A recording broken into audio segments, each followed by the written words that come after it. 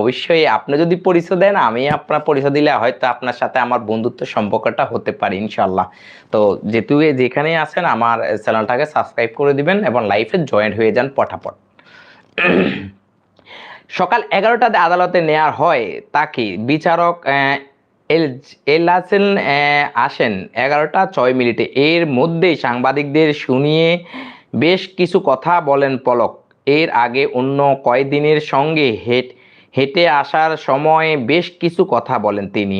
আইনজীবী ও সাংবাদিকদের উদ্দেশ্যে পলক বলেন, চিরা মুড়ি খাওয়ার টাকা নাই। কারাগারে সুমনের ব্যারিস্টার সৈয়দ সাইদুল হক সুমনের সঙ্গে রুটি কলা ভাগ করে খায়। আরে ভাই, যে সুমনের কথা বলতেছেন, যে দালাল সুমন, ওই সুমনের তো টাকা পয়সার অভাব নাই। তো তার সাথে তো আপনারা বন্ধু বান্ধব, আমরা যেরকম বন্ধু বান্ধব দোকানে বা আপনি বন্ধু বান্ধব নিয়ে দোকানে বসলি চা রুটি এগুলো তো ভাগ করে খাওয়া যায়, এটা তো স্বাভাবিক কিছু না। আপনার তো আর আমাদের মতো গরিব না, মিসকিন না যে আপনার কাছে টাকা নাই।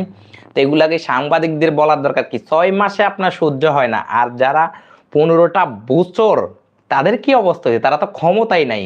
আর আপনারা ক্ষমতায় থাকার পরও আপনাদের যদি 16 বছর ইনকামের পরেও যদি আপনারা বলেন যে আপনাদের কাছে মুড়ি পাউরুটি কলা খেয়ে দিন কাটতে টাকা পয়সা নাই, তাহলে এটা হাস্যকর যে বিষয় হইল। তিনি আরো বলেন, জেলখানার জীবন মারাত্মক শিক্ষার জীবন। এবার কম করেও হলেও 7 দিন জেলে থাকা উচিত। যদি কখনো কারাগার থেকে বের হতে পারি, কখনো এই কথা বলবো। ওই সময় পুলিশ তাকে কথা বলতে নিষেধ করেছেন। বুঝছেন? আবার তার মানে জেলখানায় যেই কোনো লোক যাওয়াটা উচিত, কারণ জেলখানায় না গেলে তার পাপের কর্ম প্রায়শ্চিত্ত হয় না। আপনি যেই হন, আপনি রাগের বশতে, আপনাদের কাছে বলি প্লিজ ভাই, আপনি রাগের বশতে যদি কাউকে গালাগালি করেন ঠিক আছে, কিন্তু তাকে মারধর করিয়েন না। কারণ ওই মারধর আপনি সেকেন্ডের রাগের মাথায় তাকে মেরে দিলেন। মারার পরে আপনি যখন জেলখানায় যাবেন তখন আপনি আফসোস করতে করতে আপনার এই মাথার চুল অর্ধেক পইরা যাব। কারণ কি লেগা? কারণ হলো আপনি বুঝবেন যে হাইরে, আমি রাগের বশতে আমি কেন একটা লোককে মারলাম, আর এই মারার কারণে আমি আজকে জেলখানার মধ্যে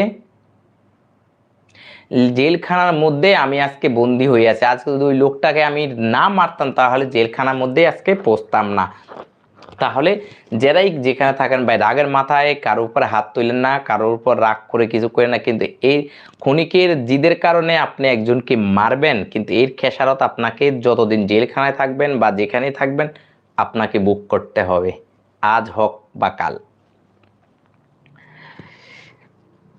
বের হতে পারিনি, কখনো এই কথা বলবো সময়। পুলিশ তাকে কথা বলতে নিষেধ করেছেন। জবাবে পলক বলেন, আমি কোনো বেআইনি কথা বলি নাই। আরে ভাই, তুমি পলক ভাই যদি বেআইনি কথা না বলো, তাহলে যখন বৈষম্য ছাত্র আন্দোলনের সময় গুল্লি ছাড়া তোমার নেট বন্ধ হয়েছে কারে ভাই? তোমার নেটও তো তখন বন্ধ ছিল, তখন তুমি অপরাধ করো নাই? তখন তোমার নেট বন্ধ ছিল কেন? ভাই আপনারা যেখানে আছেন লাইভটা শেয়ার করেন ভাই, প্লিজ ভাই। আপনাদের অনেক কষ্ট করে আমি আপনাদের সামনে লাইভে কথা গুছিয়ে বলতে পারি না, কিন্তু কথা বলার চেষ্টা করতেছি আপনাদের মাঝে। আদালত কথা বলতে রিমান্ড বাড়িয়ে দেয়া হয় বলেও অভিযোগ করেন পলক। তিনি বলেন, কথা বললেই রিমান্ড বাড়িয়ে দেয়।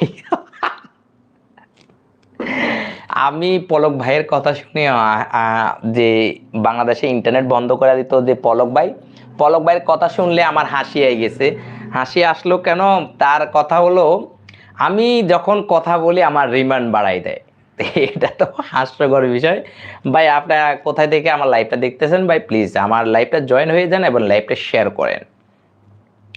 দেখেন, তারা আদালতে কথা বললে রিমান্ড বাড়িয়ে দেয়। এরপর মহানগর পাবলিক প্রসিকিউটর ওমর ফারুকীর দৃষ্টি আকর্ষণের চেষ্টা করেন সালমান দেন পলক, তবে প্রথমে সাড়া না দিতে বিপি তার সালামের উত্তর দেন। মানে ওই যে বিপি আছে, যে রাষ্ট্রপক্ষের যে বিপি আছে, পলক ভাই তাকে সালাম দিল। সালামের উত্তর না দিয়ে পরবর্তীতে আবার সালাম দিল, সেই সালামের উত্তর দিল। তাহলে বুঝেন বাংলাদেশে কত নির্লজ্জ ব্যয় হতে পারে এরা। এরা যখন ক্ষমতায় ছিল তখন তারা